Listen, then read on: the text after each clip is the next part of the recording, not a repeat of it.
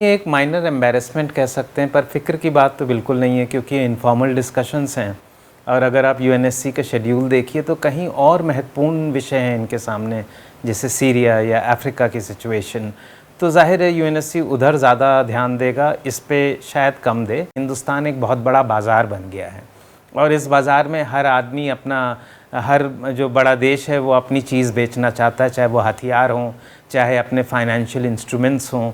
तो ये तौलना होगा कि एक मॉरल ग्राउंड पे हिंदुस्तान को अगर ये घेरने की कोशिश करेंगे तो इनको व्यापार के टर्म्स में बहुत बड़ा खामखियाना देना पड़ेगा। जैसे कि मैं आपको बता दूं कि चिनूक हेलीकॉप्टर या अपाचे हेलीकॉप्टर अमेरिका के, वो चंडीगढ़ और पठानकोट में हैं।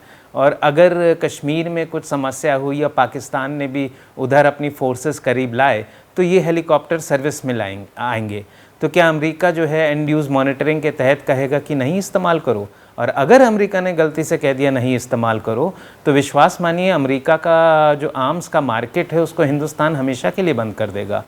तो ये सिचुएशन तो कोई भी देश नहीं चाहेगा। अभी तक हुआ क्या है? अभी तक कश्मीर में ये हुआ है कि 12 दिन से कोई कम्युनिकेशन नहीं है, कई लोग गिरफ्तार हैं पर टॉर्चर नहीं हो रहे, और कुछ जगह गोलियां चलने की आवाज़ हुई और पैलेट इंजरीज़ हुई हैं। तो हिंदुस्तान के लिए, किसी भी डेवलपिंग कंट्री के लिए तो पार फॉर द कोर्स है। ये तो थाईलैंड में हर दूसरे महीने हो जाता है, या इंडोनेशिया के कई कोनों में होता रहता है, फिलीपींस में होता रहता है। तो बेसिकली जो सिचुएशन बनेगी और टर्न करेगी वो तब जब सिक्योरिटी रेस्ट्रिक्शंस हटाए जाएंगे कश्मीर में, तब देखना होगा कि कश्मीरी कैसे रिएक्ट करता है। हम जानते हैं कि जो बाकी सिक्योरिटी काउंसिल मेंबर्स हैं, परमानेंट मेंबर्स हैं, उनमें से किसी को इसमें कोई दिलचस्पी नहीं। रूस ने तो स्टेटमेंट कहा है, उसका पब्लिक स्टेटमेंट है कि यह बायलैटरल इशू है, तो इसको बायलैटरली रिजॉल्व करना चाहिए, यहाँ पे नहीं लाना चाहिए। अमेरिका भी इसमें कोई दिलचस्पी रखता है, ना ब्रिटेन ना फ्रांस। तो ये तो पोजीशन है 5 सिक्योरिटी काउंसिल मेंबर्स की, जिनकी सबसे हाँ चीन का इसमें इंटरेस्ट है, तो इसीलिए वहाँ आया है। हमारे लिए अच्छी बात नहीं है, हम इसको बिल्कुल नहीं वेलकम करते, और हम सोचते हैं कि ये ऐसे मामले सिक्योरिटी काउंसिल में या यूएन में रिजॉल्व हो ही नहीं सकते। ये देखिए, जब इंटरनेशनलाइज ऐसे इशू होते हैं तो कुछ भी हो सकता है, उसमें कोई दो राय नहीं है। परंतु जो सूरत हाल आज की तारीख में है, जो भी पब्लिक स्टेटमेंट्स आए हैं, ये हिंदुस्तान के हक़ में आए हैं, तो इस कारण ज़्यादा चिंता की बात नहीं है।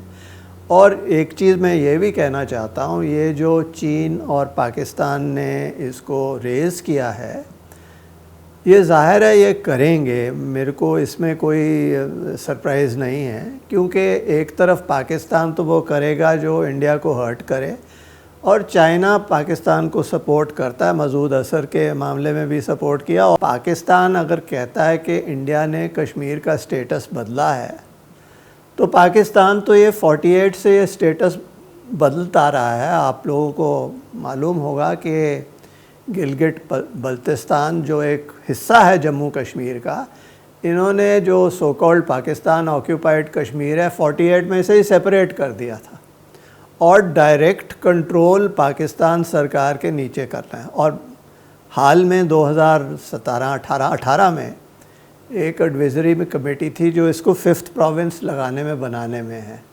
तो ये इनकी कोई ये बात नहीं है कि हमसे ये रेज़ करें कि आपने चेंज किया है।